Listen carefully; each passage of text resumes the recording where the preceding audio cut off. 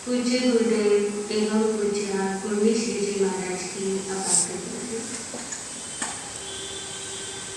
उन्हीं के पावन पवित्र चरण सरोजों में बैठकर जो अपनी अल्प बुद्धि में दो चार चिंतन के परिवर्तन कर गए, उसी में से कुछ आपके समक्ष रखने का अल्प प्रयास करने जा रहे हैं।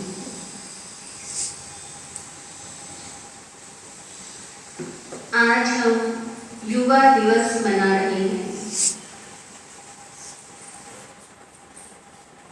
आज का पैगाम युवाओं के नाम है। वह धर्म हमेशा युवा रहता है जिस धर्म के साथ युवा लोग जुड़े हुए हैं। वह धर्म भी बूढ़ा हो जाता है जिसके साथ सिर्फ बूढ़े जुड़े हैं। वो स्थानक भी बूढ़े हो जाते हैं जिनमें सिर्फ बूढ़े लोग आते हैं। लेकिन वो महावीर भवन नौजवान हो जाता है जिसमें नौजवान स्थानक में आकर सामायिक धारण करके बैठते हैं। इसलिए आज आदर्श नगर का महावीर भवन नौजवान हो गया है, क्योंकि मेरे पैगाम को सुनने के लिए आज मुझे चारों तरफ मेरे युवा भाई और बहन दिखाई दे रहे हैं। मुझे आपसे कुछ कहना है,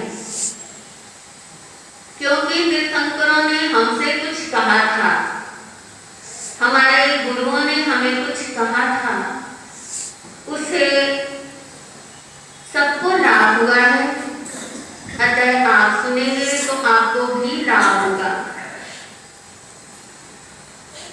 हम चाहते हैं हमारे युवा वर्ग में हर भाई हर बहन हमेशा सुखी रहे, किसी कुचक्र में ना फंसे।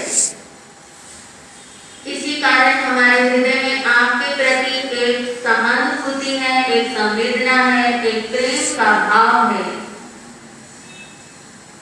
ये प्रेम ऐसा ही है जैसे वितराग को सारे संसार से प्रेम होता है। ये बात अलग है कि वितराग की कुछ बातें आपको कठोर लग सकती हैं, लेकिन कई बार कड़वी दवाई का जो रिजल्ट है वो बहुत अच्छा आता है।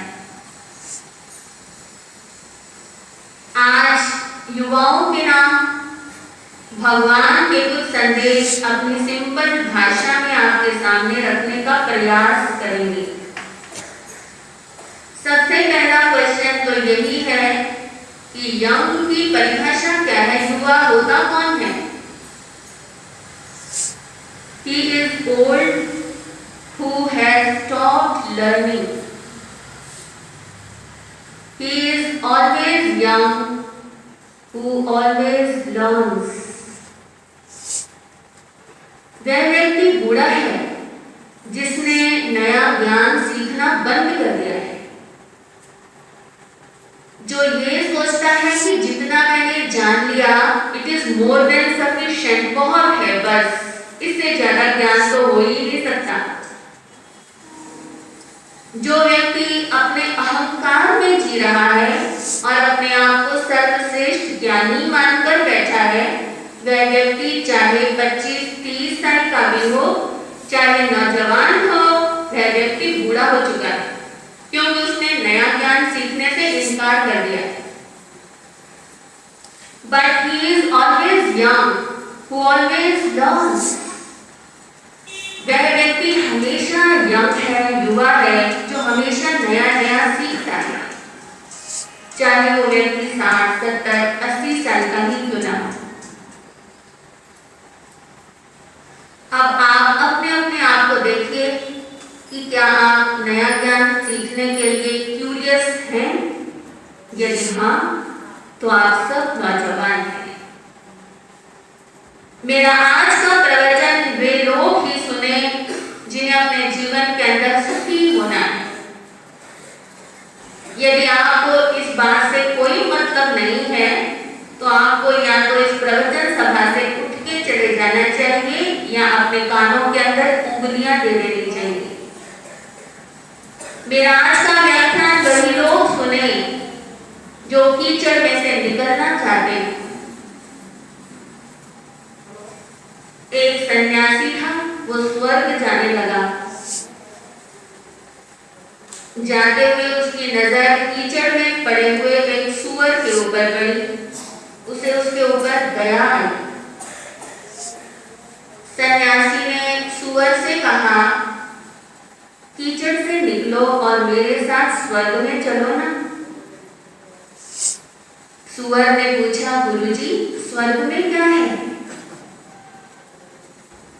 स्वर्ग में तो आनंद ही आनंद है, सुख ही सुख है। गुरुजी क्या स्वर्ग के अंदर कीचड़ है या नहीं? कीचड़? स्वर्ग के अंदर तो कीचड़ का कोई काम ही नहीं है।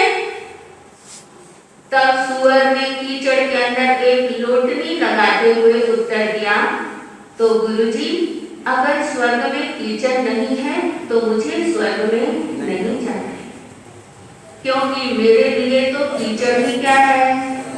मेरे लिए तो कीचड़ ही स्वर्ग है।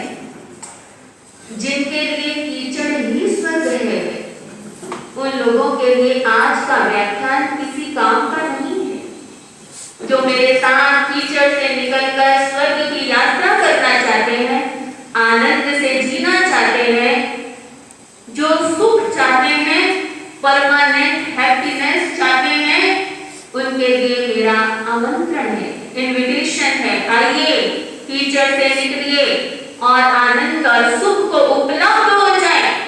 इसके अंदर आपको कोई क्रियाकांड करने के लिए मैं नहीं कह रही हूँ कि मुंहपत्ती बांधो या ना बांधो, मंदिर में जाओ या ना जाओ। माला फेरने का मेरा कोई आग्रह नहीं है और मुझे वो माला किसी काम की नहीं लगती है। जो हाथों के अंदर व्यक्ति मन के घुमा रहा हो, लेकिन व्यक्ति का मन चारों तरफ संसार में घूम रहा हो, मैं माला करने के लिए आपको नहीं कहूंगी, लेकिन मेरा आग्रह क्रियाकांडों के लिए बिल्कुल भी नहीं है। मेरा आग्रह किसी चर्च, गुरुद्वारे, मंदिर के अंदर जाकर धर्मात्मा बनने का, ढोंगी और पाखंडी जिंदगी व्यतीत करने का कोई आग्रह नहीं है। मेरा आग्रह सिर्फ इतना है कि जो जीवन आप जी रहे हैं, वह जीवन आपका कीचड़ से रहित होना चाहिए। उस प्रैक्टिकल लाइफ के अंदर स्वर्ग जैसा सुख हो। अपने कर्म को धर्म बना लो, अपने कर्म को सोच समझ कर करो, बस यही धर्म है।